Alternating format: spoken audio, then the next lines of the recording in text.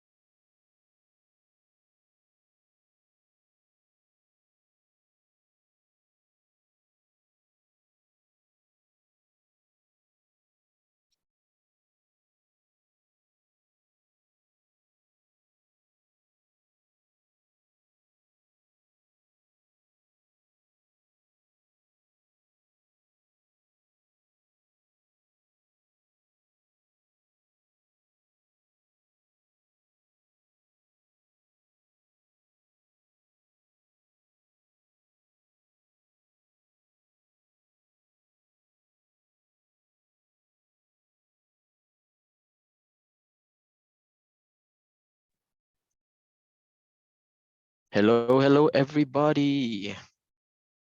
Can you hear me, Lionel? You sound so cheerful today. What's happened? Oh my man, yeah, because I'm quite surprised at the sign up for today. Okay, everybody who's in with us right now, thank you so much for joining us. I thought that we probably want to start on time.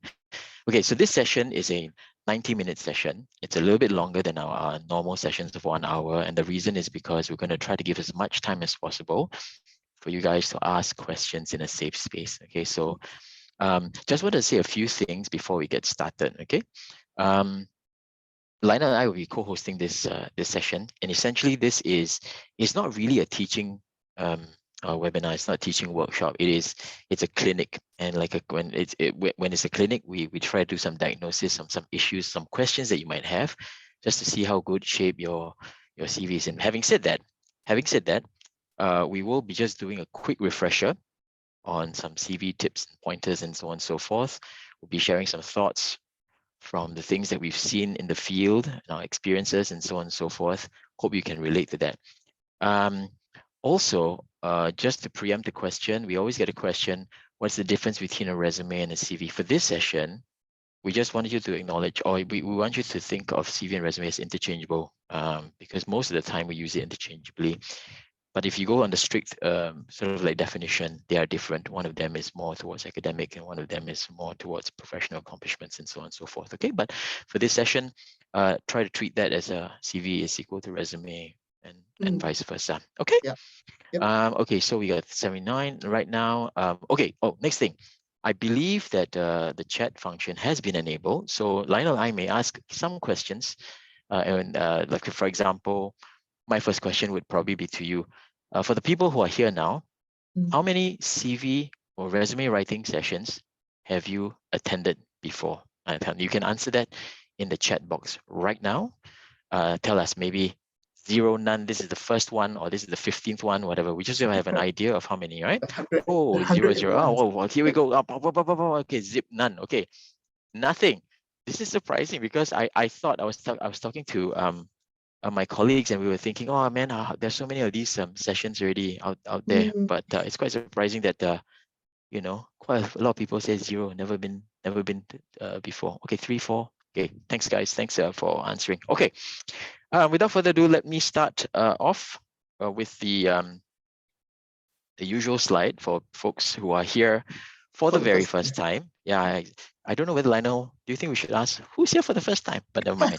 A bit about IBF Careers Connect. We're a little career center here in the IBF in the MAS building. And the things that the slide that you're watching right now is basically the things that we do. Okay, so we do career advisory for job seekers, coaching, workshops, events, such as this, right? We also partner with banks and financial institutions to help them with their talent needs, okay? Organizing recruitment events and so on and so forth. Also work closely with our team of colleagues who, do programs like the TFIP, Touch and Train. And also, like for example, if banks or FIs, unfortunately, they need to cut down their staff, unfortunately.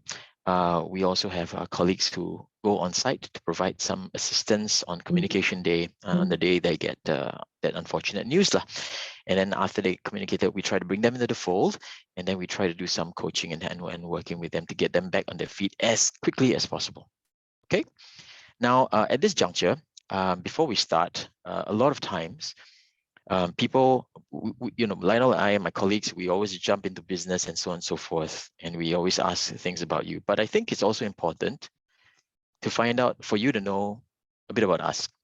So the first thing I wanted to do is just a very quick introduction of us and our backgrounds, right? So Lionel, do you want to tell the folks here a bit about your professional experience and how you got into IBF? What's your background like? I mean, I know, but I think these guys don't know. Okay, for the benefit of those that are here for the first time, I wasn't a career coach immediately. Prior to this life or this career, I was a retailist, right? I was doing retail management stuff. So you can call me a pivoter because in the middle of my career, I decided to switch. So which is why I became a career advisor.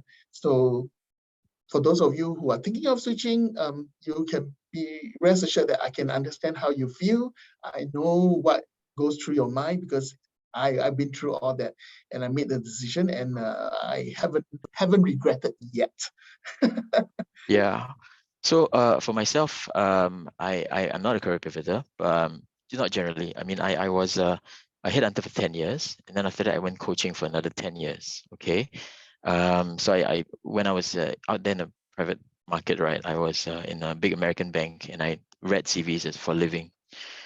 So I try to bring the thoughts and the feelings that I have, to this session in terms of how I feel when I read something. Okay, so that's where we're coming from. So hopefully between Lionel and myself, career pivoters or not career pivoters, we will have the answers to your questions. And for those very, very difficult ones, we're just going to pass them off to our colleagues who are in the background doing that, right? Right, Lionel? We're going to get other people to answer those questions. Okay. Okay, so here we go. In the Career Center, if you follow us and you follow our syllabus or curriculum, we will the stuff that we do will go across a few things: the CV, the research, the networking, and the interview. Okay, so we call it the Fantastic Four, for example, if you're not familiar with it. But today's session is purely based on that first box, the CV box. Okay, we're going to focus solely on this. Okay, so for the rest of the stuff, we won't have time for it, but we would encourage you to sign up for the respective sessions when we advertise for these sessions. But for today, we'll just talk about the CV. Okay. Okay, so a bit of learning outcomes, right? By the end of this webinar, this clinic, you'll hopefully be able to understand expectations, strategies for customizing materials, articulating skills, accomplishment, and apply the 5 Ps. The 5 Ps is something that I'll show at the end of the session. Okay. All right. Now I actually tried to use ChatGPT to see whether or not I'm going to be replaced anytime soon, or the rest of us going to be replaced anytime soon. Okay. So here's the thing, right? I asked ChatGPT. I asked them, can you help me write a CV? Okay. And then they say, oh, of course, I can, no problem. Okay. Then they give all these things. So here's the thing. They can help you, but you will still need to input the material. Okay. And the question is your material good enough? Okay. So thank God, Lina and I will still have a job, hopefully, in the foreseeable future. Yes. Okay. Right. So ChatGPT can help. And if you ask them what makes a good CV, they'll give you the right answers. To be honest, I asked it and textbook answers very good. Okay. But in terms of content, I think you still need to sign up to meet one of us. Okay. Then I asked another question. Can you rate the quality of my CV? Can you rate it? Then this is the answer. Okay, I am unable to directly view or assess specific documents. However, I can provide you, and then the same guidelines come on. Okay, which means to say we are irreplaceable. High five, Lionel. High five. Okay. Okay. So we would encourage all of you to, if you want to see the quality of your CV or your resume, and please feel free to sign up to see one of us if you need help. Okay. Yeah, Okay. we'll Again, provide you the email later, so yes, we don't will. panic We will. We yet. will.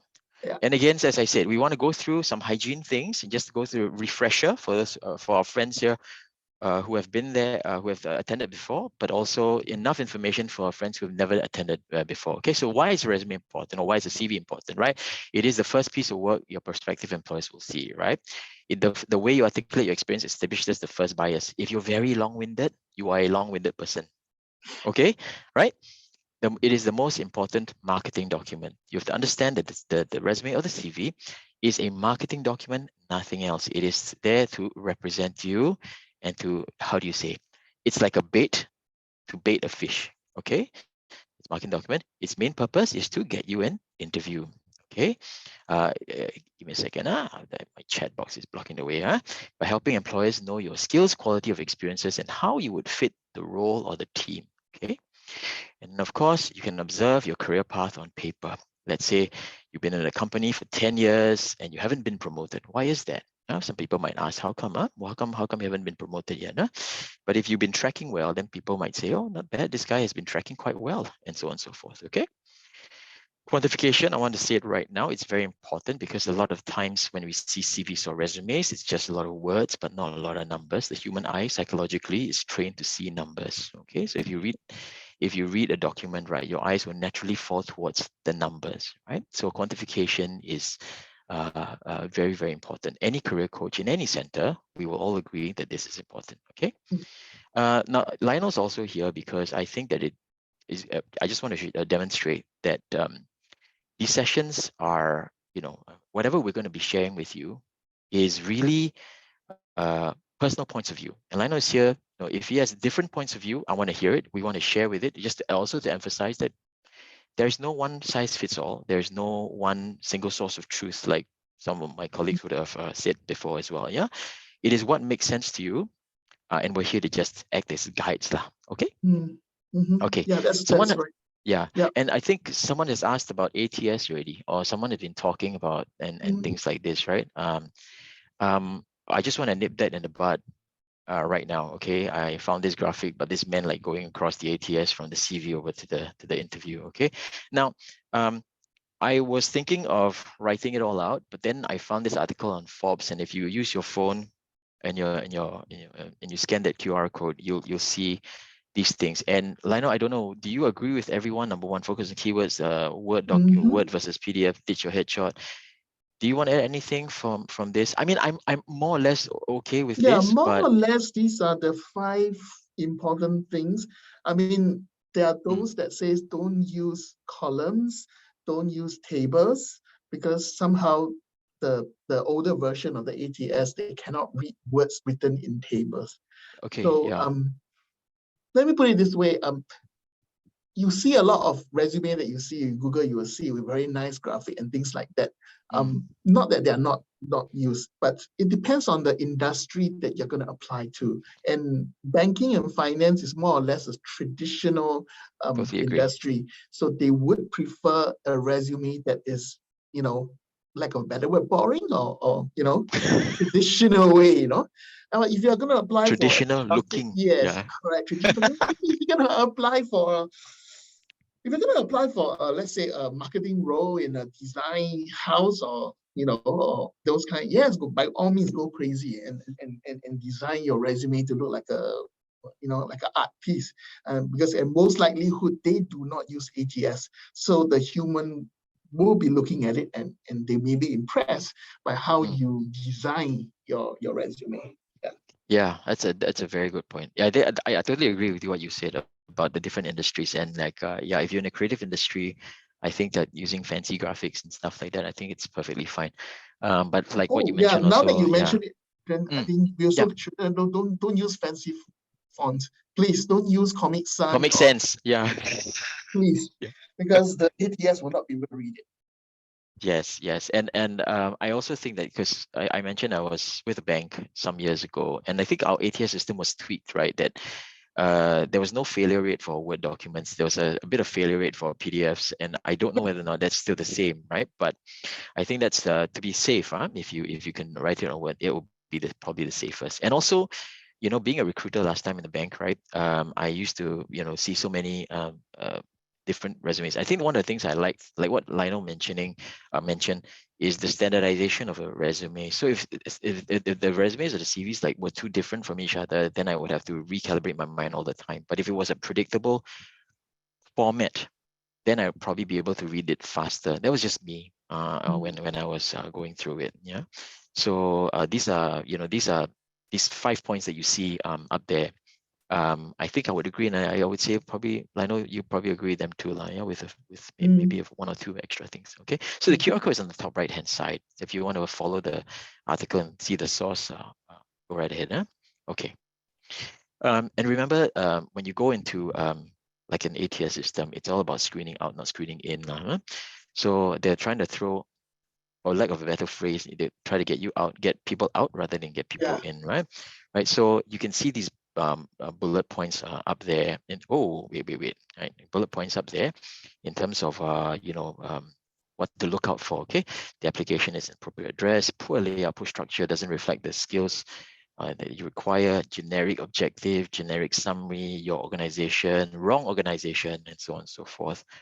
No grammar, no spell check, tells people that you have no eye for detail, poor preparation, very long and dense paragraphs instead of bullets. Okay, and the bullets themselves are a bit too lengthy, right? Anything to add, bro? Lionel? More or less that's it, because you got to understand. I think most of you would have heard it a million times, that the recruiters are only human, and when they look at your resume, if there's too many things to digest, they will just put it aside. So Yeah, keep it simple. yeah. Keep it simple. And the next one is the funny part. I'm going to show you some examples Yes. of CVs and resumes that you shouldn't do. And okay, when you're sitting and you're at home in your desk and you're imagining your CV, hopefully it doesn't look like any of this. Okay. Now, I couldn't secure permission from people to show their CVs, but so I got it from another source. Because when I ask people, hey, can I show your CV as a bad example? They say, huh? No. So anyway, I'm going to show this, and I think this is quite funny because it hits the spot. Again, these are bad examples, and hopefully you do not follow them, or your resume does not look like this. Okay, so the first one is the formatting disaster. Okay, formatting disaster, as you can see, Rachel, it's the formatting is pretty poor. Okay, so we call this the formatting disaster. And then the bottom says, what does it say about your attention to detail if you can't format your resume properly, right? So this is one of them, right? So again, when we're showing these examples, try to see what your resume looks like right now, okay? And see, okay, oh my gosh, formatting disaster. Okay, better not, huh? So the next one will be, let me take away the laser pointer first, yeah? Laser pointer first. Okay. The next one, the buzzword enthusiast. This is so funny. The buzzword enthusiast, right? Check it out. Motivated go-getter with robust experience in maximizing synergy in businesses, naturally detail-oriented self-starter. Hire me to drive results, achievable, quantifiable goals. Okay, so this is what we call the buzzword enthusiast. Oh, I'm a go-getter, I'm a this, I'm a that, and so on and so forth, right? Lots of The reason why, cliche words. exactly, Lionel and I think, I haven't asked him, but we see versions of all of these examples that, that are about to flash. So buzzword enthusiast. So cut the buzzwords, okay? If you have too much, okay? Okay, so next one, Next one is the autobiographer, right? What it's trying to say is that this guy has like a very dense resume, three pages. Huh? Let me tell you something, okay, everyone. I tell you right now, we don't have time to read something like this. I mean, like most of the recruiters that we talk to, they don't have time to read anything like this in this size of font at this length. Okay, so don't be an autobiographer. Okay. Okay, the next one, next one is the non-achiever. Okay, by and large, right? most of the resumes, I don't know whether Lionel agree, again, please feel free. By and large, most of the people, the resumes will look like the non-achievers. So if you look at the experience, it's very blah, you know, responsible for receiving calls, tasked with updating clients, okay, and so on. So, Lionel, I mean, when you coach, right? I mean, do you see a lot of these types of things, or do you see like no also I biographer? would guess when previously in another place, more or less this, but thank goodness that while here, most of them not not like this, but we do see the previous the buzzword king. There's a lot of people that likes to use what some recruiters call it cringe-worthy words. That you look at it, you're like, oh no, you know. So yeah, so Yeah, and so for this one, as you can see, right, I think again, career advisors, career coaches may not agree on everything, but one of the things that we agree on is that if your resume or your CV looks like a job description, then yeah, you're going the wrong way already, lah. yeah, you're Okay, going the wrong so way. yeah, you're Correct. going the wrong way. So this Christina Jacobs works for ProNet Communications. So for example, if ProNet Communications has a job advertisement out there on Indeed or whatever platform, right, and is looking for customer service uh, representative, right, I would believe, right, that the job description would be something like we are looking for someone to be Mm, responsible for receiving calls from correct. customers, yeah, updating clients. So basically, if you write a job description, it doesn't really say anything about you and what you achieved in that specific role. So for example, if I write my resume as a career advisor in a very bland way, it doesn't it how do people know what my own unique projects are versus Lionel, for example, or any of our colleagues, right? So um, this sort of resume is not good because it doesn't really say much about yourself in this role. Okay. Yeah, yeah. I guess it boils down to you don't answer the question, why should I hire you? You know. Yeah, exactly. And plus, you remember, no organization only sits and waits for your resume and just, they have lots and lots of resumes coming in. So you have to make sure that you get their attention with a high-powered one. Okay, so the next one I'm going to go to is the bad speller. Oh my gosh, the bad speller. Okay, you can see server and server, right? On top server, below server. Okay, and then you can see as well, buffet, buffay, buffet, for lunch and dinner. So I think it's important as well that the small things, matter. Like for example, spell checking, your resume, your yeah, spell checking your content. And again, honestly, if you are not necessarily a native speaker of English, you might want to ask someone who is to just help you read this, and so on and so forth. Because as I mentioned, I think that if you don't spell check, or if you have many instances of mistakes, spelling mistakes, it may imply something negative about you, which may not Mm, be true. It's just, you didn't have the time or what. So I think make the time to make sure that sort of spell check lah. So mm. this is the bad speller. And the next one is the exaggerator. This is so funny as well. The exaggerator. Language genius with a level 2 teaching. Ich spreche Deutsch, habla español fluides. Okay, so basically, this one is a little bit over the top. Additional skills are French, Arabic, Spanish, Cantonese, German, Italian, Swahili, Swedish, Ukrainian, Turkish, and Dutch. Come on. All right, so if you can actually speak all of those things, then great. All right, but make sure that everything is factual. Right. So as Mm. I think one of the slides we're going to talk about later, it's about being very factual, right? And being truth, but presented in the best possible way. Okay, so this is the exaggerator. Okay, hang on a second. The next one is the oversharer. This is also very funny. This is so funny as well. Read that, huh? Right? Vegan, thrill-seeking single dad of two beautiful children, 10 and 13, flexible schedule that I'm looking for something full-time employment with a flexible schedule that accommodates my morning mindfulness and goal-setting routine. I'm a born hustler and big believer in the transformative power of meditation. Hashtag stay humble, hashtag proud dad, right? Skills and hobbies, making people laugh, poker, online political debates, vegan baking, and so on and so forth. Okay, skills and hobbies are important. But this one is a little bit over the top in terms of the About Me section. Okay, so again, we call this the overshare. Huh? So again, when you look at your resume, you fall into any of these examples so far. Because if you do, maybe just take a look at it again. Okay, now this one. The overall idea that you think that we want you to leave you with, right, is your CV or my CV speaks for me until I can get into the room and speak for myself, right? So I can stand in the room and speak for myself. I think that's very important because you are not in the position to speak for yourself. Only your your document is, right. So it must be good enough to the point where it feels as though you're in the room, right? Mm. It's going to communicate the question to. It's basically going to communicate the answer to that big question of walk me through your experience. If you were there in person, they'd probably ask you this, and you probably have a speech to say.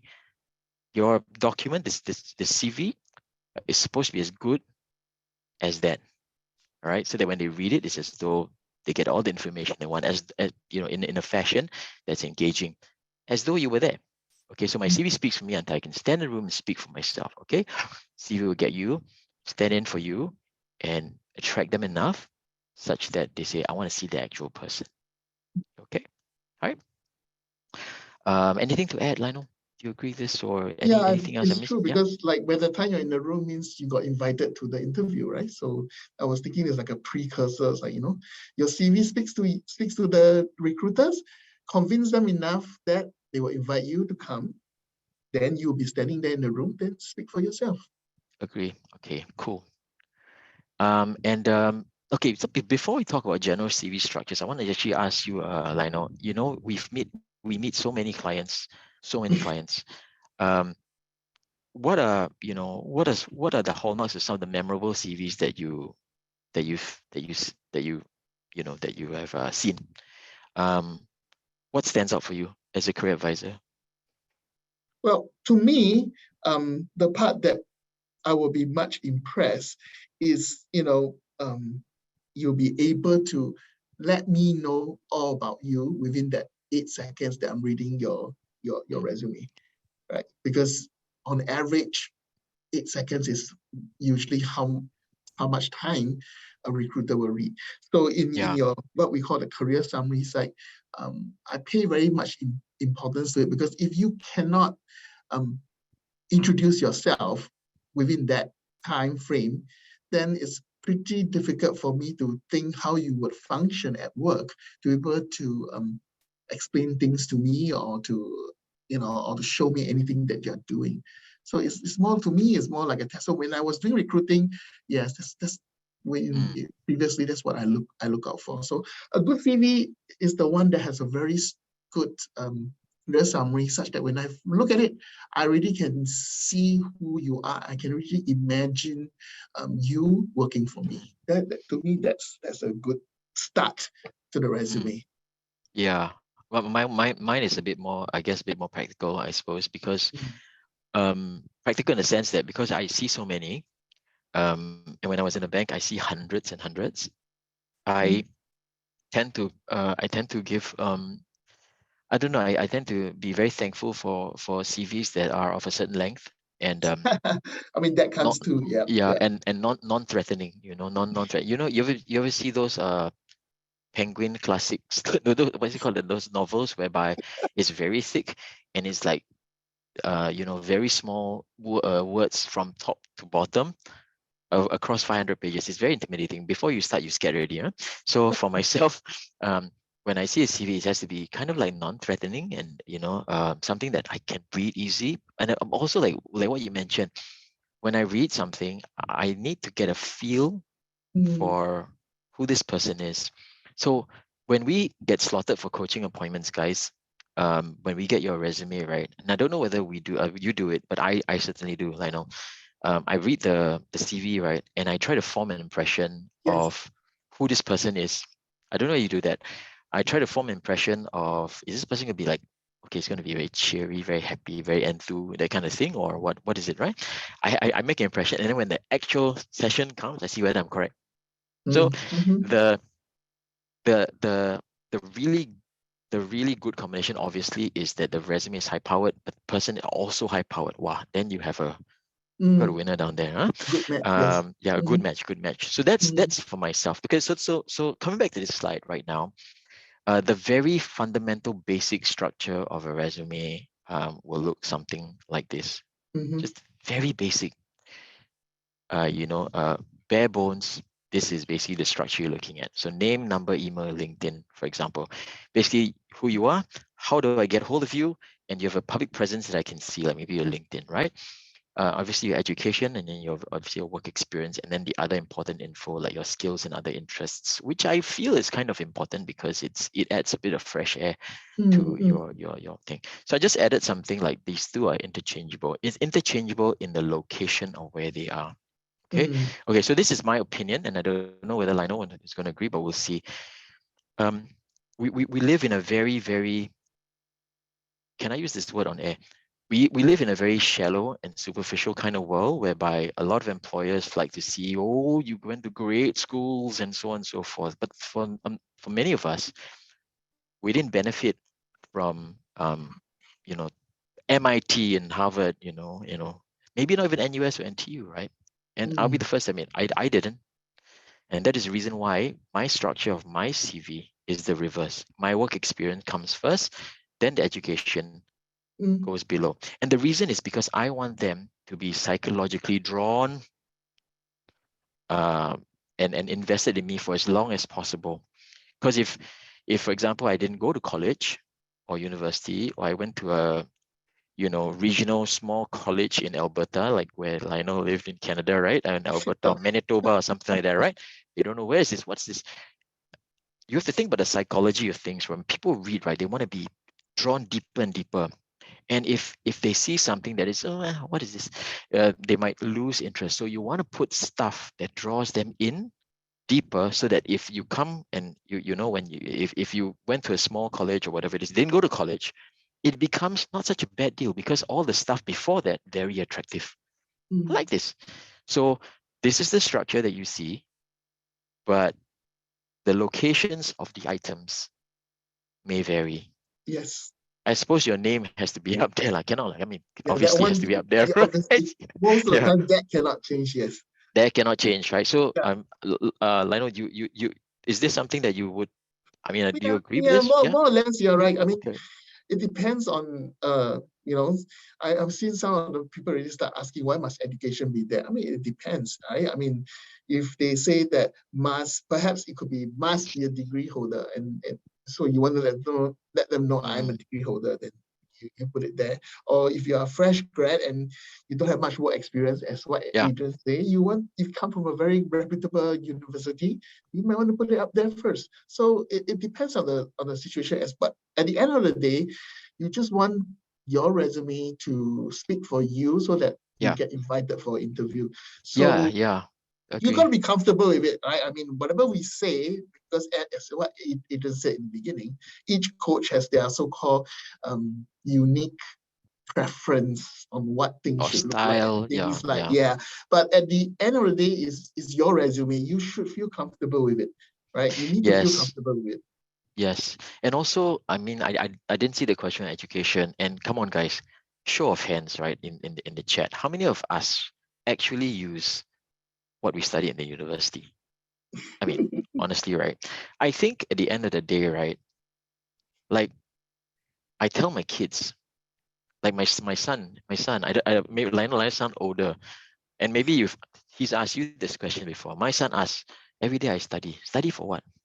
Am I going to use this maths in Still my job next asking. time? Am I going to use this in my job next time? What am I studying for? It's a good point. It's a good point, right? But I think, right, at the end of the day, my answer to him is that you finish university, it is a sign to employers that you were able to follow the course and Mm, be resilient and go through a course of study and emerge out of mm, it. mm, That's it. So maybe that answer will be useful in terms of why is education important. I mean, the truth is, I mean, not many of us will use what we studied in school, you know, calculus. You got to apply in school, in work, no, right? But so, you know, but it basically is a signal of you accomplishing something and overcoming something. And perhaps rightly or wrongly, that's the yardstick, one of the yardsticks, right? That equalizes candidates, right? All things being equal, right? That's what employers are asking for. So we don't have little, I mean, we have little choice in the matter in terms of the preferences of employers. So, you know, what we do have a choice on is where we put stuff and how we affect people psychologically. Okay, so this is just a proposed general CV structure for your kind consideration for the people here today. Okay. So the pointers basically, again, we talked about this already. You have to consider your audience, right? Professional, clear, tailored. I like the word must be factual. Don't pede. Don't bluff. Do not bluff. Yeah, don't bluff. Don't lie, don't Yeah. bluff. Don't lie, don't bid it, don't bluff. Cannot. It's a professional sin. Okay, so try to be as factual, but try to be as marketable in your facts as possible. Make it as strong as possible, right? Find the right metrics to measure certain things in the best possible light. This achievement, try to see the best angle to showcase it. So again, consider your audience professional, clear, and tailored. Oftentimes, people still use that one CV to apply for 10 jobs. That sometimes works, but just to be safe, you should try to tailor it, right? When I was teaching in university, when I was talking to the young people, I always say, if you're dating a girl or boy, he or she's gonna want to feel special, right? I'm talking to 20-somethings, right? You want to feel special, right? If you give them some general stuff, oh, I like girls with long hair, I like this kind of thing, they don't feel special, right? But if you can find something special about them, make them feel special, then the chances are better that they'll think that you're special, right? So that's my analogy. I don't know whether Lionel has one, but basically that's the reason why we tailor things, right? Right? You apply for 5 banks, but why these 5? What's so special about number 1, 2, 3, 4, 5, or something like that, right? So that's very important. Again, these are the things that sound daunting, but as I said, like trying to sell Koyo, trying to sell, come and see a career advisor and we'll try to help you out. Okay, the next one is selling propositions and unique selling propositions. Okay, it means to say, are you particularly good at something special? Do you have a specific set of skills or a certain skill that is different, that is so different, you know? So for example, you're Singaporean, but you speak fluent Japanese, for example. All of a sudden, if you apply to say a job in, say, for example, a Japanese bank, all of a sudden, what's your competition going to be like? Not very many, I can tell you that, right? Because you have that unique selling proposition, that one thing. So I always urge people to think about their own USPs, unique selling proposition. What makes you special? Do you have experience in a very particular industry? Do you have a particular geographical exposure? China before, you know, you can speak native level this and so on and so forth, right? So oftentimes people feel like, oh my gosh, I'm going to get lost. You may, but if you know how to find your USPs and target the organizations that will value those USPs, you might find that your competition isn't as that great, actually, to be honest, right? And of course, you know, examples to illustrate your skills and achievements, right? You know, quantify truthful projects achievements, right? Active verbs, managed, responsible, and so on and so forth, right? And pay attention to these verb tenses, right? And then keywords specific to the position, industry you're applying for. So for example, if you are a banker moving into something else and you use words like WACC, FCF, M&A, outside people, what is this fella talking about? I don't know, right? So on and so forth. So use the appropriate terminology for the specific industry. Okay. Anything to add, bro, that I might have missed out?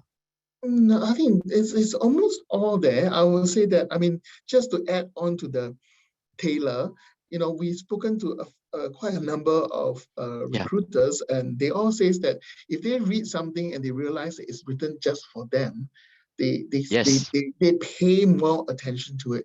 But if they read your resume and it looks like the previous 10 that they read, you know, then your resume doesn't stand out and certainly will not go to the top of the pile for sure. That's a very, very good point. Yeah. So that's the whole purpose of tailoring. It takes time, it takes Mm, effort, but you know, we can't say for sure it's going to work 100% of the time, but we can mm, say that we can say for sure it's going to help. yeah, for And so sure. the name of the game is really to get enough percentage, right, to get you across the line to the interview pile, Mm, right? Or just a bit more here, a bit more there, a bit more here, get you across the line for them to say, I want to interview this guy, right? Because this document looks really good. Okay. yeah, Right. because So you this took is, the effort, you see. You did not yeah, just, as what we said in the beginning, one resume, apply for 10 jobs. I mean, it's workable, don't get me wrong. I mean, if not to look down on any occupation. For example, if you apply to work in a fast food to be the server, yeah, probably you could work with one resume to 10 different fast food restaurants, you know? yeah, yeah. No, that's fair. I think that's a Yeah, fair comment. Yeah. yeah, And I mean, it's true because I'm sure within this 108 participants who are in this right now in the room, I'm sure some of you are going to say that my one size fits all resume works for me, and yeah. it can work. It It can can work. work for Yeah. you, correct? Yeah, it Yeah. can work. Yeah. But it may not work for others and other occupations that are looking for something a bit more specific, or Mm, people are looking out for a specific type of resume or a specific type of writing, mm, mm. and that's the kind of conversations that we have with, like, HR people and so on, so Yes. recruiters and so on and so forth. Yeah. Okay. So these are just, again, pointers for you, as you are currently in your room right now, reflecting on your own resume. I mean, do I have these things installed? I saw those examples just now. Does my resume look like that? Things like this. Huh? So you think about it and see whether or not where you can improve those things. Okay. Yes. Right. All right. You, Cool. yeah. Next one. Huh? I'm so bad at this that I don't know how to undo my laser pointer, so I'm using. Okay, never mind. Okay. So just now I say my CV speaks for me, stands my place, right? So my CV gives people an idea of who I am, right? Right. So when you write something, we're going to look at your grammar, or your impact. Overall, we're looking for what you're trying to infer. So you have to communicate well, right? So I give you an idea, right? Very, very, just 3 sections, okay? Bachelor of Business Administration from University of something, whatever, okay? And then I'm, and a bit of the stuff on the job description. I'm one of the trainees rated excellent. Let's say you're on the TFIP program, or you're on some sort of a program. I'm one of the trainees rated excellent during the final program appraisal from a pool of 50, right?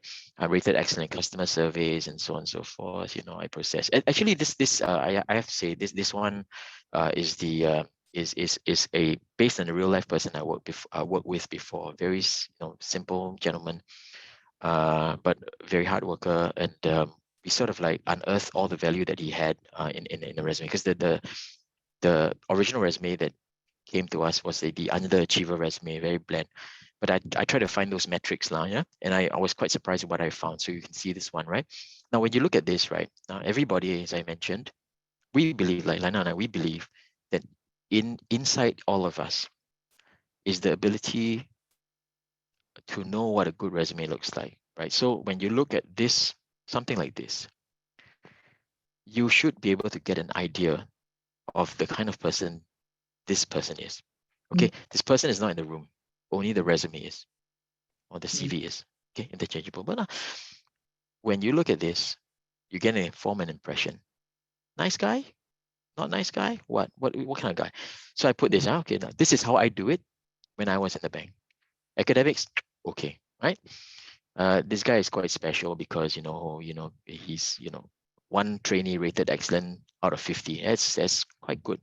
I say this guy's got good people skills. I say he's got good process skills. He's proactive. He's into finance.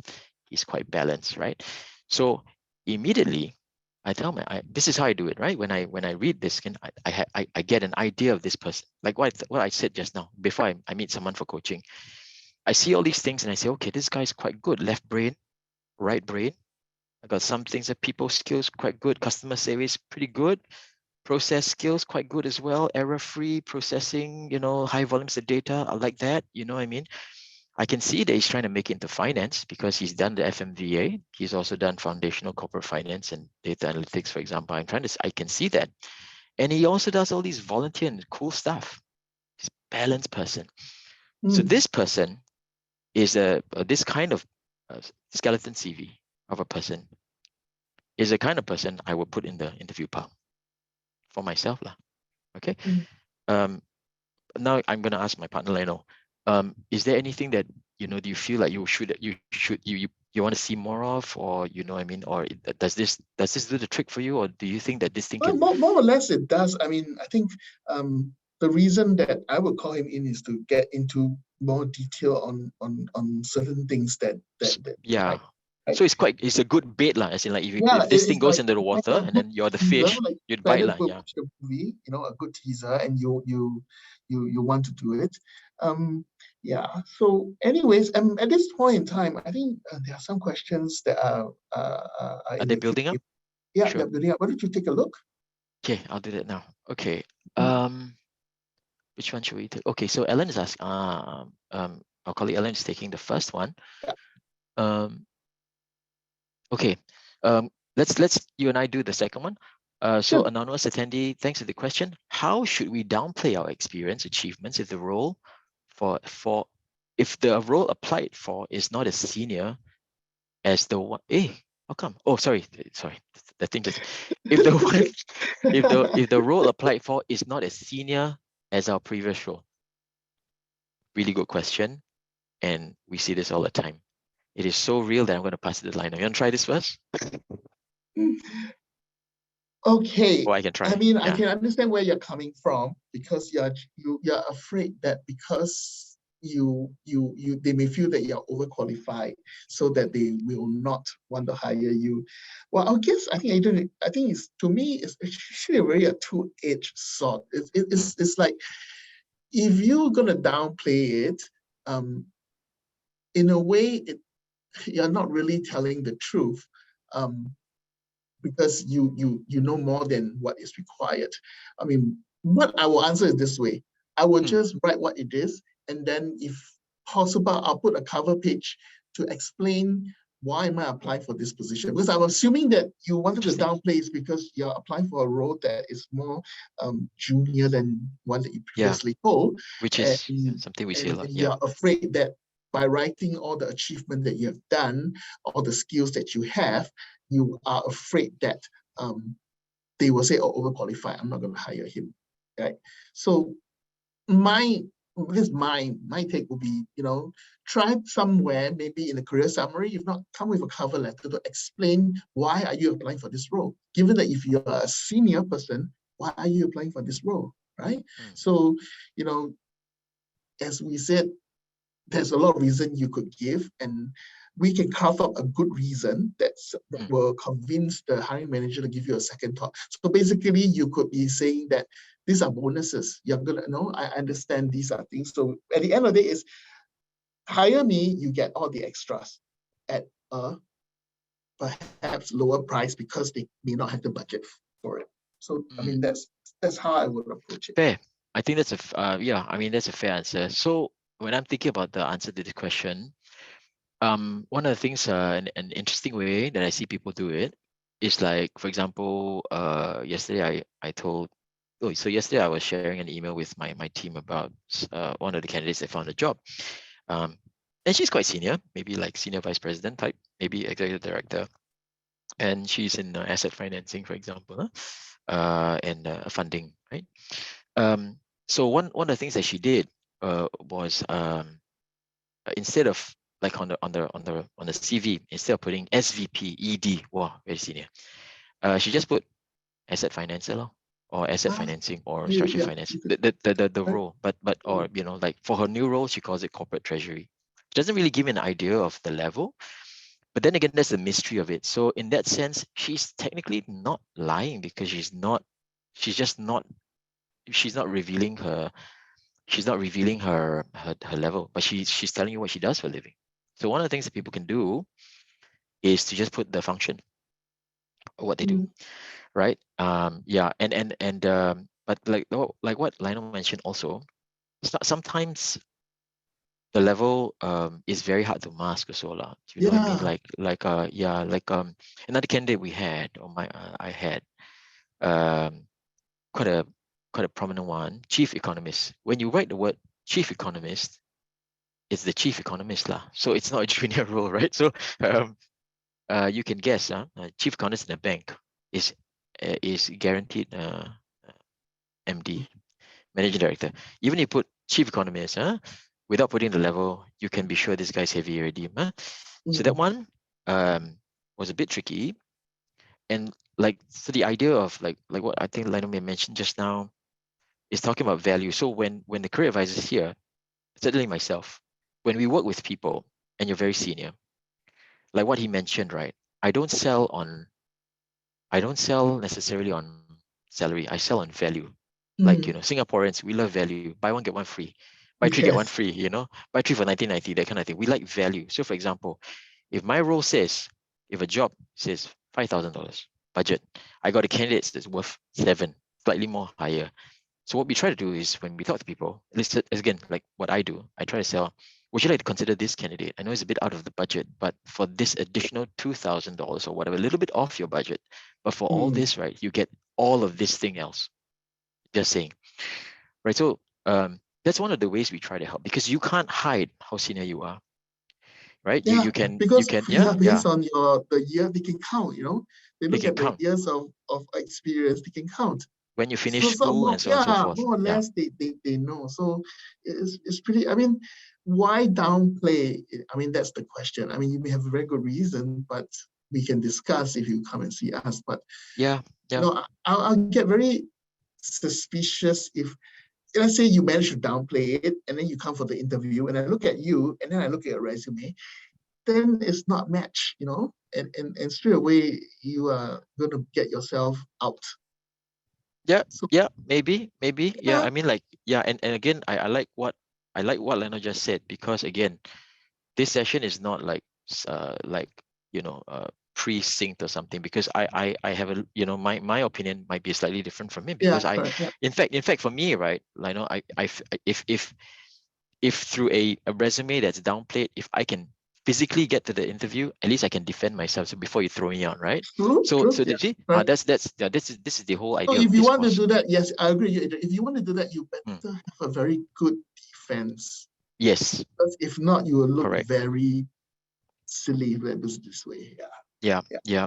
Okay. Do you want to take a couple more questions before we just carry on the slides? I'm Yeah, finishing the sure. slides already. Yeah. So tailoring. So this person, sorry, anonymous Sandy. Tailoring means you can really only send 10 per day tops. Is it better than a spray technique? I mean, for me, Short answer, yes. yeah, it's better lah. Don't spray. Spraying's not good lah. Okay. In fact, when I apply for jobs in the distant past, I literally apply for like one or two, maybe a day. And it's not because I'm like super choosy. It's just that I reflect a lot, maybe too much, maybe people might say. And I don't spray. And I don't know, actually I don't know, someone here in the office, if they see someone has seen lah, I'm sure, my hard drive, I have hundreds of versions of my resume. And to the naked eye, one of them to the other is not different to the naked eye. But when you see, what you see that I move one sentence up, one sentence down. You know why? Because the job puts it in that way as well. Yeah? A before C, C before A. I also try to organize it. A before C, I do that. Right? So as a result, I have a lot. And I firmly believe in tailoring. So that's me. Right? I would assume, Lionel, that you Same, share the same thought, right? same. Tailoring. Not long ago when I was looking for a job, yes, I don't send out a lot of resume. I believe in quality rather than quantity. So I make sure that Quality, whatever I absolutely. send out is it's going to be good enough to at least get an interview. And Interview. yeah, at least get an interview. Yeah. Yeah, okay. Okay, so Ellen's taking the next one about the USP one. Can we go down to Chong Sen question after we move on to the slides, okay? Chong Sen, thanks so much for revealing yourself, your name, right? And your question. For salary, some job sites have the option to list the expected salary amount. Is it good to make known my expected salary? Okay. Again, this is where me and Lana may be different, maybe the same. But Yes, for myself, right? we have a different Yeah. yes. So for me, I try to push the number thing as far away as possible. I try to siam. I try to avoid it as long as I can. As Yes. long as I can. Yeah. Same. You agree? That I agree. Yes. All right. High five. Avoid at all costs. Yeah.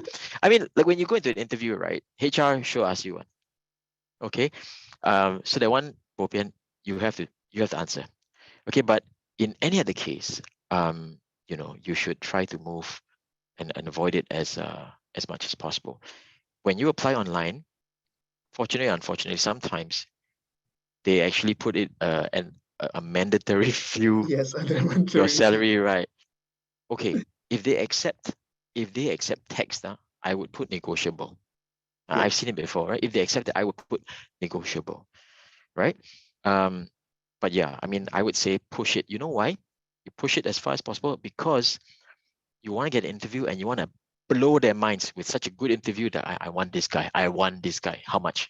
So then the money thing, right?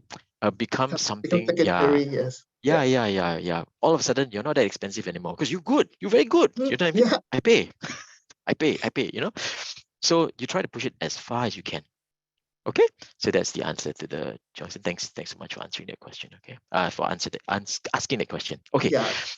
Okay. So I move on to the slides. I believe I'm toward the end already. I Yeah. think, I Then hope. we can answer the Yes, questions. then we Yeah. have a good half an hour to answer the question. Yeah. Mm, Okay. Okay. So I said about the 5 Ps. Yeah. This really is towards the end already, right? So the mm. Ps, right? You remember, maybe take pen and paper, write down now, or maybe take a screenshot or something, right? Packaging, font layout, amount of white space. Again, right? Font, no Comic Sans. Okay. No Comic Sans. Huh? Same Comic font Sans is throughout. Same yes, font same throughout. font Okay. throughout. Yeah. No Comic Sans. I keep saying that because Comic Sans look very comical. Look like comics. Yeah? The length again, length, not too long, please, not too long, because I'm a very busy recruiter. Please make my life easy, okay? Because I have so many jobs that I look after. When I see 8 pages, I see already. I'm like, oh my god. I go in with a negative space. So length, layout, make it nice, make it breathable. Make it like, as I said, white space, some white space lah. If you put like from, oh, Adrian say must do 3 pages or 2 pages, I must put which means from the top left to the bottom right, I can feel no. You must put some white space, make it breathable. So when I approach it, it's quite easy to read. Okay. So positioning, right? Organization of data, right? Again, as I said, education, experience, and so on and so forth. You have to use logical common sense, huh? Punch, or power information, right? Skills, abilities that they're looking for, quantification, all that kind of stuff, right? The personality, words convey personality, words are power. I mean, it's true because, as I said, it stands in your the series stands in your stead, right? So you have to make sure that it speaks for you. Mm. So professionalism, your CV is a brochure, ensure it reflects you properly. Again, comic sense. Don't do that, right? So basically, make sure that it looks professional and well written. Okay, Mm. thoughtful, and so on and so forth. Okay. Next slide. I really don't know how to get away with this stupid thing. Wait, hang on a second. Oh, this is. Hang on. Some people also have asked about cover notes, and I think Lionel just now mentioned about, Yeah. I would add a cover note, a cover letter, and so on and so forth, right? A note on cover notes. Okay. I'm gonna propose something again. Lionel can interject or share his point of view. I If it's don't a believe note, in one paragraph, yeah, yes. yeah. If it's a I don't letter, believe then yeah, it's not one yeah, paragraph. exactly. I don't necessarily use cover letters anymore. And I'm pretty sure that some people are gonna ask, do people read cover Why? letters? Yeah. Yeah, right. Mm-hmm. So I'll tell you for a fact, many people don't read cover letters. Um, but we write cover letters because we cater for the people that do, Yeah. right? So for the people that don't, then just don't Never see you, mind. Yeah, correct. Yeah. don't see you, right? Mm. But here's the thing. I have a slightly well, my philosophy is I don't really do cover letters because I think it's just too long, like too heavy. I do a cover paragraph, a cover note.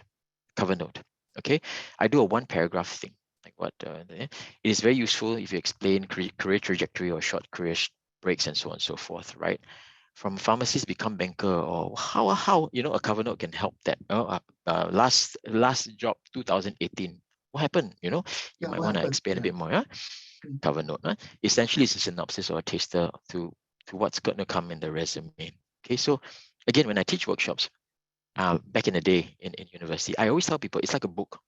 You go into a bookstore, you see this book, and all the books are the same, some thick, some not so thick, some this and that, and so on and so forth. But the only thing that you can rely on is the synopsis, back cover. Back cover. Mm, mm, If the back cover is written well, you say, wow, this book sounds interesting. I want to buy, I want to read. So in many sense, the cover notes should be like a synopsis. Follow the hero as he travels across 5 geography, something like that. Something, that kind of that interesting, like, wow, I want to buy this book, right? So a cover note should act like that way. You know what I mean? yeah.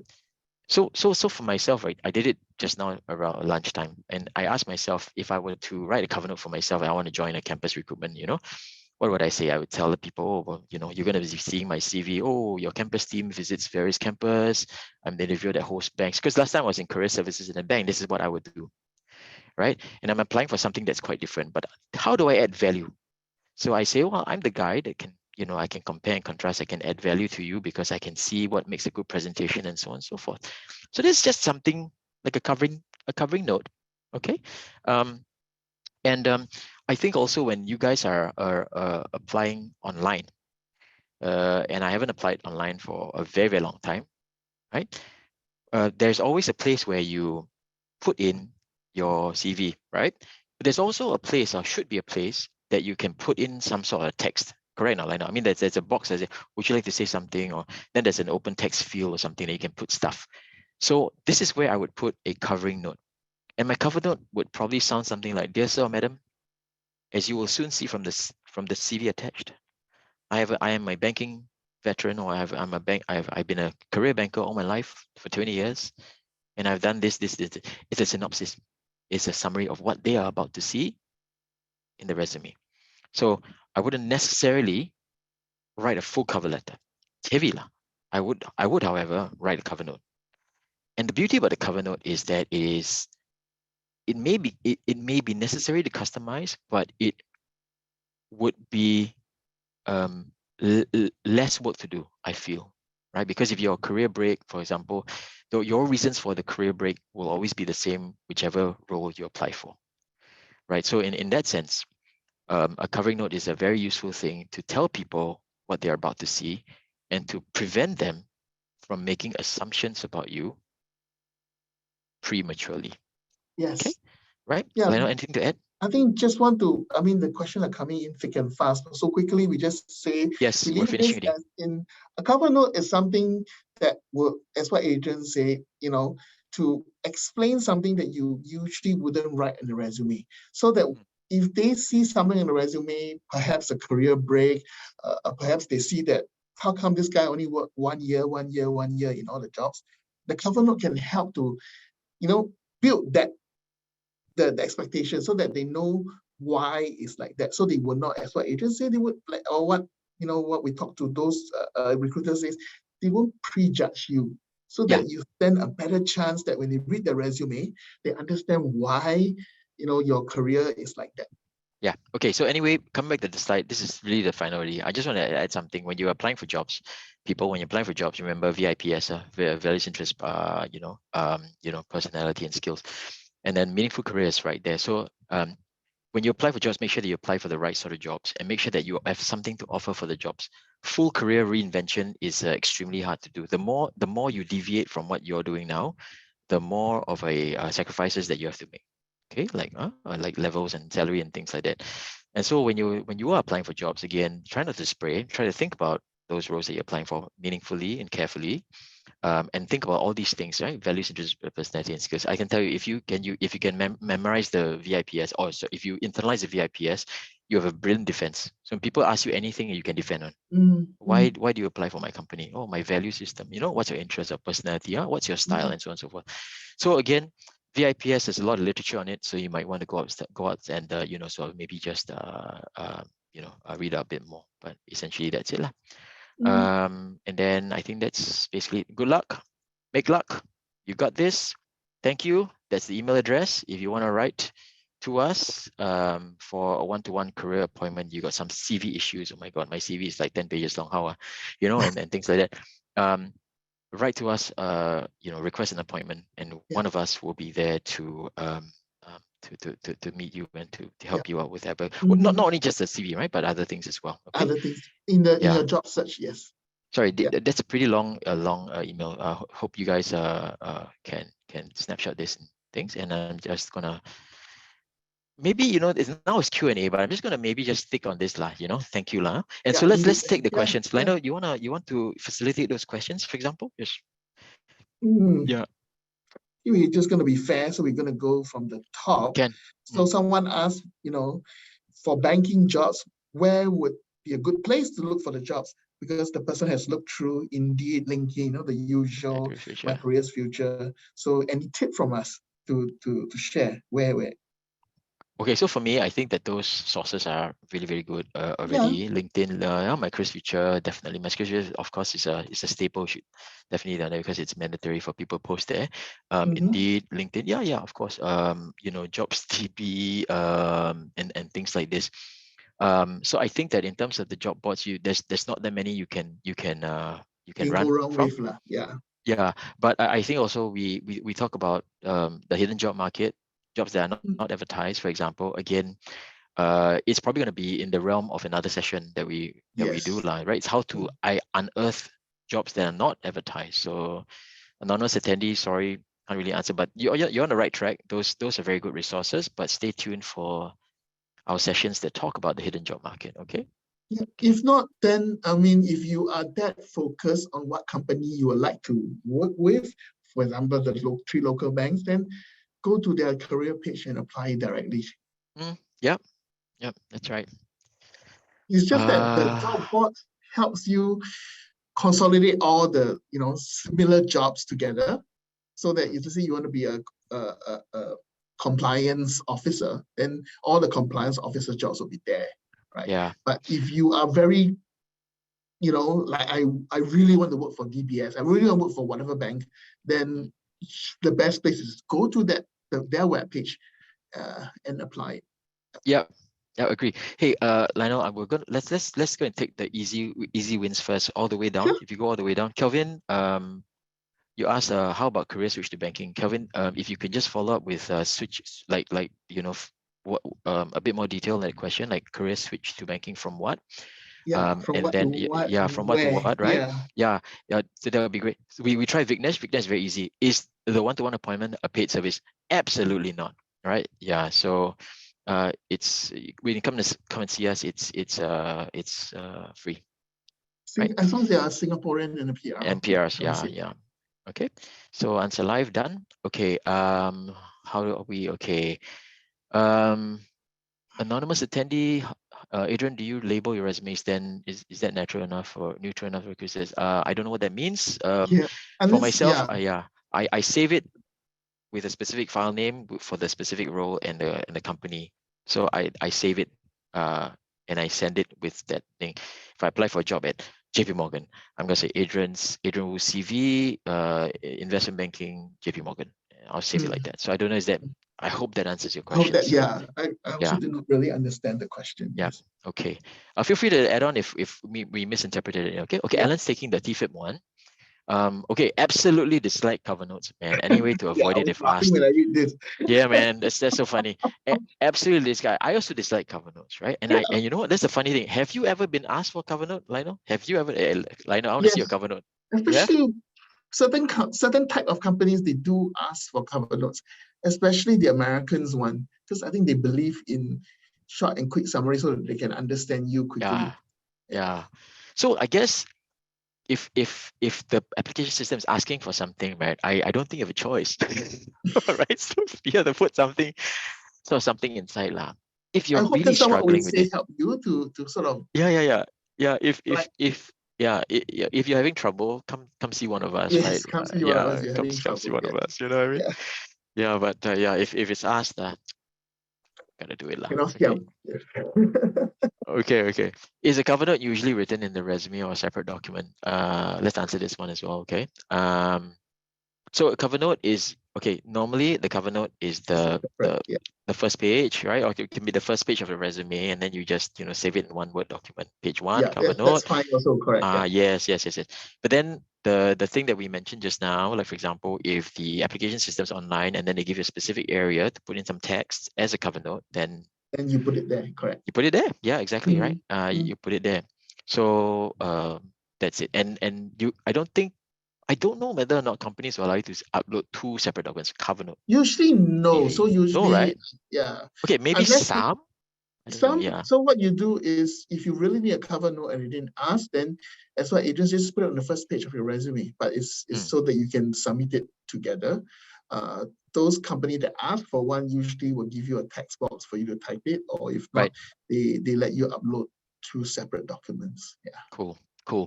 Mhm. Okay, and then Alan's taking TV on still. Okay, should we do LinkedIn one? Okay, in LinkedIn, Sure. we may see 500 people applying for the same job. Oh man, I understand this, man. In such a case, are the odds worth it to commit time to tailor our resume for the role? I got a cheeky answer, but what do you think, Lino? I would just say, you know, just try it.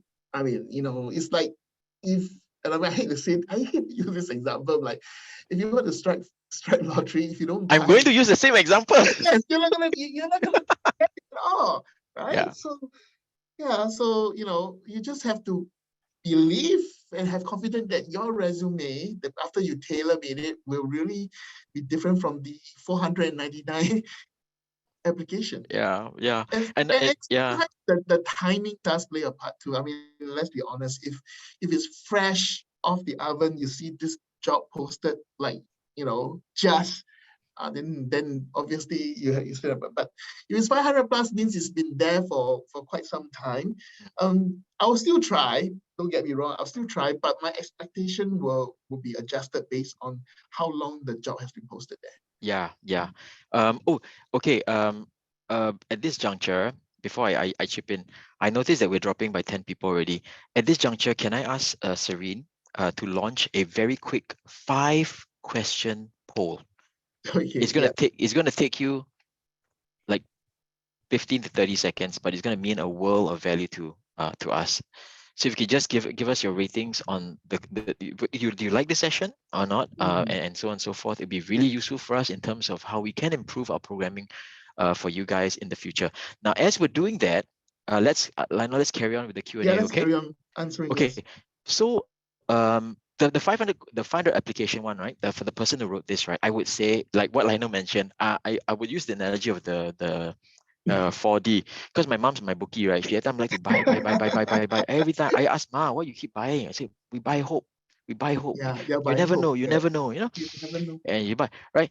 Okay. So I would still apply. To be honest, I Yeah. would still apply, but then I would do possibly something else, which is to try to short circuit the system and try to find out who the hiring manager is and try to network my way into visibility, right? Now, Lionel is laughing, but I'm sure he agrees. Again, that's a session for another time. Yes. So okay. But the short answer to the question is yes, we would definitely Yeah. apply still. I'll still go We ahead. definitely Yeah. apply. Okay, Yeah. cool. Um, how would a job seeker with 4 years of career break change the resume structure? Do they also need to include cover letter to briefly mention it, or do they just need to include a section under work history as a career break? Okay, I'm going to try this one first. Okay, Lionel, please add on to anything. Mm-hmm. The resume, the CV, has to address the career break, the gap.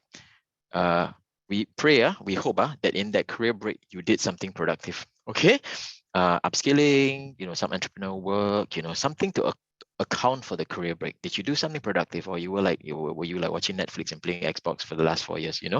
Um, if you can address, or you can put content in the last 4 years that is as good as a full-time job, I think it's fair.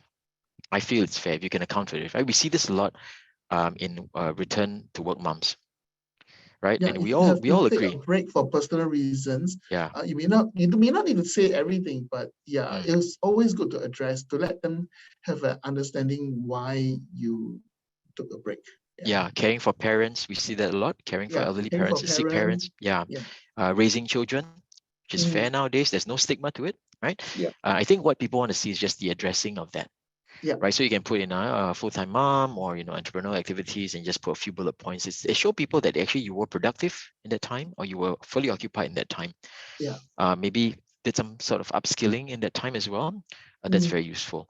And then if you want to write a cover note, then you can actually do so by expanding a bit more, in like 2018, my father was stricken down with you can't write all of that in a resume, right? Or the CV.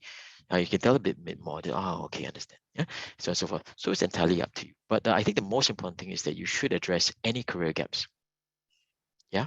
So I think that's something that me and Lionel can agree on. Yeah. Okay. Is a cover note the same as cover letter, which some employers ask for?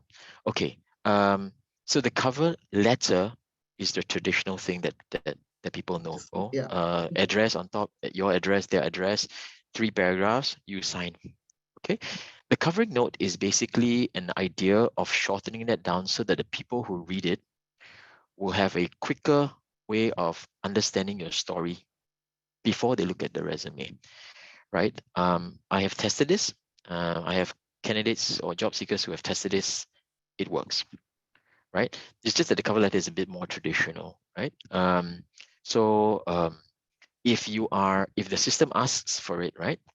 I would put a cover note because I was a recruiter, so I know what I want to see, and I do not want to see another long. But then if you feel like you have a lot of things to say, you really need to say it again. Not a one size fits all. You can put on a full cover letter, right? Yeah. There's no, as you say, it's not.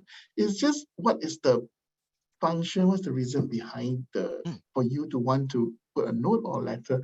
I mean, long story short, a note, as what we say, is very short. It's a summary. It's just a quick, almost like an elevator pitch. If not, it's just something that's that's short and sweet. A cover letter, yes, is because of the word letter. It means it's what agents say is longer, slightly longer. You may want to add more stuff in. Perhaps some people will say, write about why you're so interested in the job. What is your recent achievement that you want to highlight further? That kind of thing. So I hate to beat a dead horse to the ground, but we can't really answer that. If you really wants to know, then it's better to have a one-to-one session with one of us, and we can craft one or a few to suit your situation. Just to clarify, we are not going to craft it. We're going to help you. Sorry, help you craft it.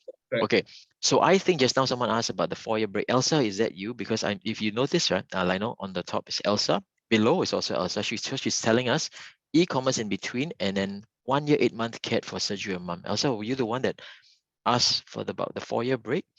I don't know whether you were, and even if you weren't, e-commerce in between. Tell me more. What did you sell? On what platforms? How did you do? What's your returns? KPI to measure anyway. KPIs, exactly. Quantification numbers, right? 1 year, 8-month cat for surgery of mom. A perfectly legit thing. And no one's going to question you on that, I think, right? Because you're taking care of your mom, right? So absolutely, if you can put that in addition to the e-commerce thing, maybe a couple courses that you took in between, I think that kind of like will cover those missing time, right? So hopefully that answers your question, Elsa. Okay, I'm gonna cancel the first one. Okay, Kelvin, back to Kelvin. Kelvin said career switch to banking, right? I know just now. So say from health science, pharmaceutical. Pharmaceutical. Pharmaceutical to banking. Okay, so the next question will be which area of banking? Because health sciences and pharmaceutical, I presume you studied science, right? And if you're studying science, you probably you are in possession of specific types of technologies or languages, like C, maybe, I don't know, right? So if the intention to work in a bank, I would say that your skill sets are definitely portable. I'm guessing, okay? I'm guessing that some of your skill sets will be portable. What do you think, Lionel? You think so, Ken? Yeah, I mean, again, just it's very difficult for us to prescribe. Prescribe, get it? the solution to you. I mean, I would have to see, preferably the job function or the role that you want to go into banking To apply for? Yeah. has a lot of overlap with what you are currently doing, Yeah. right? Yeah, So that absolutely. would be the first place that I will investigate to see, I mean, if you are in the back doing a lot of research, then yeah, so I would presume you're very analytical and things like that. So Yeah.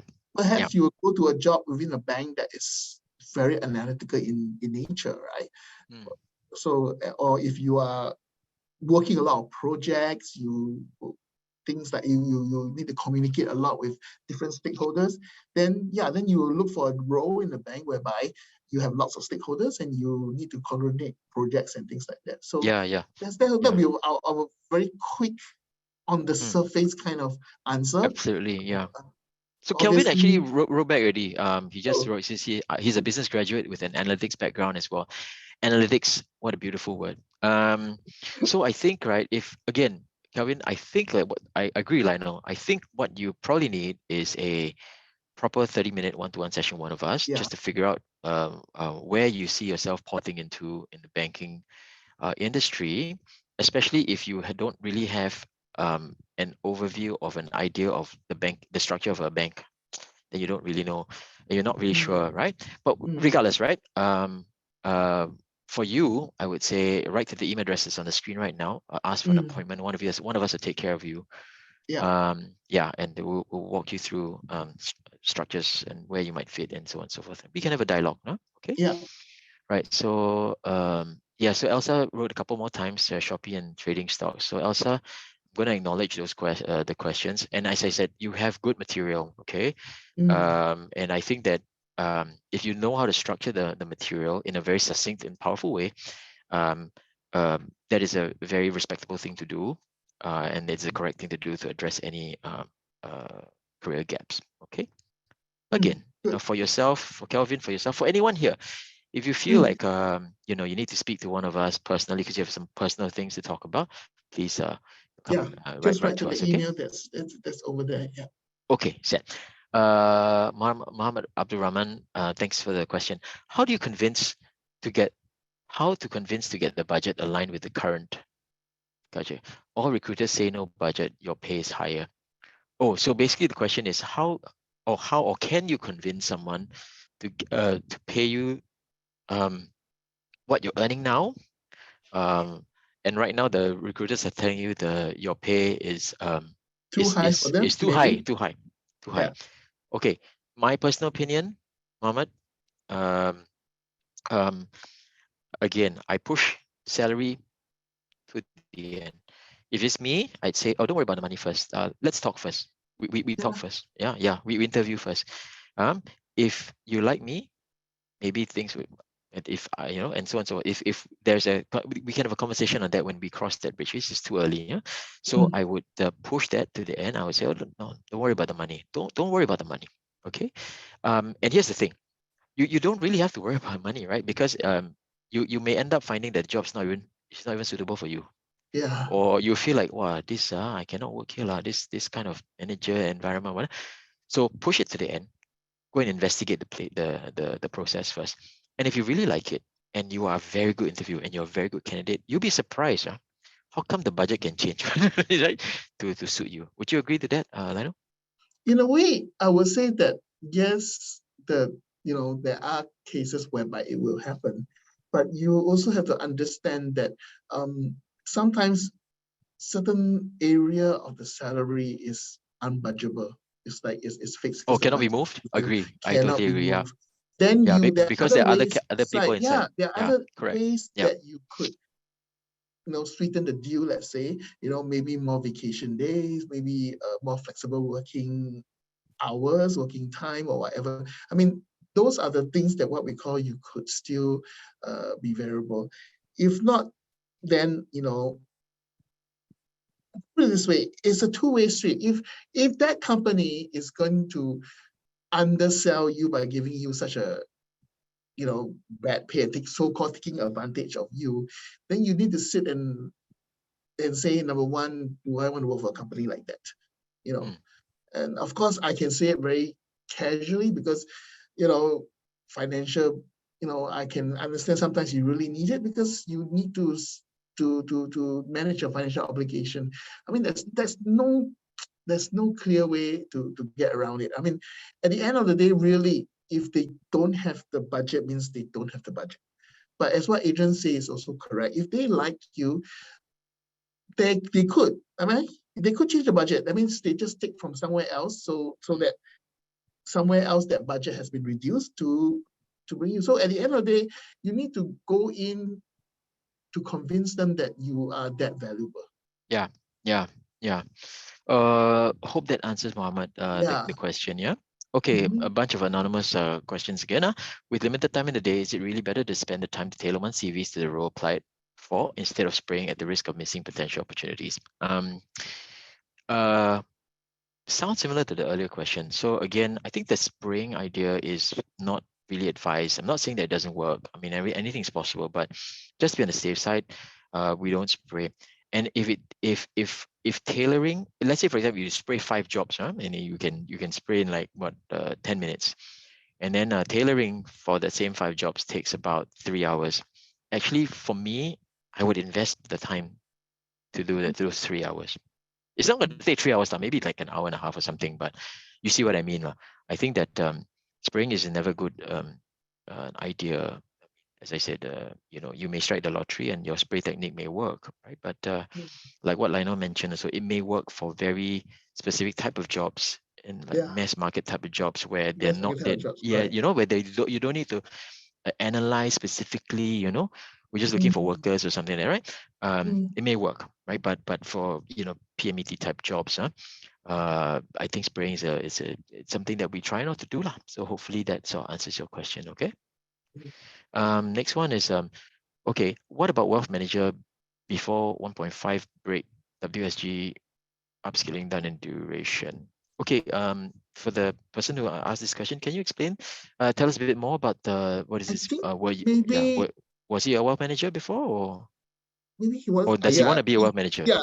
Does he want to be a wealth manager, or is he a wealth manager before? But he took a 1.5, I guess 1.5 year break month or year break to take up a course by those WSG.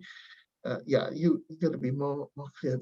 Yeah, if you're listening, if you're listening in, please tell us. Is it you're looking to join a wealth management role, and or you were a wealth manager? Oh yes, exactly. Okay, then in that case, we'll go down to the next one. Is there a minimum font size that is considered too small in a resume?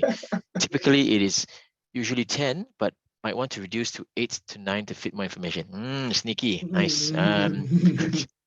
So for myself, in fact, I hardly use 10. Actually, I use 11. Yeah, I use 11. 11 too. Yes, use 11 too, right?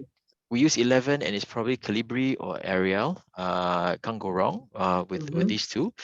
So in fact, I find that 10 might be a bit too small. I don't know about you, but I find like 10 might be a bit too small. Maybe it's my age, but come on, man. Look at Lionel. So you look so young when you talk about age, huh? Ageism on yourself. But yeah, I think in fact, not to scare you, I know that the purpose of your question is to squeeze more information, and I have just recommended you to increase your font size. To do your 2-page or 1-page gold standard. Gold standard, yeah. But I mean, actually, 11 would be very nice. When you print it, it's very comfortable for the eye. It's very nice. Correct, Yeah. 10, I think, depending on the font, but I personally wouldn't use 10. So hopefully that answers the question. Okay. Hi there. I had some health issues to which I had to take a career break. Will I get penalized for that? Will employers hinder from hiring me? So for the person who answered this question, first and foremost, hope you have recovered from these. Yes, I hope you're well now. Yeah, hope you're well now. Yeah. Okay. So personally, if any employer penalizes you for this, I would think twice about joining this company. Yes. Okay. So yeah, right. So you shouldn't be penalized.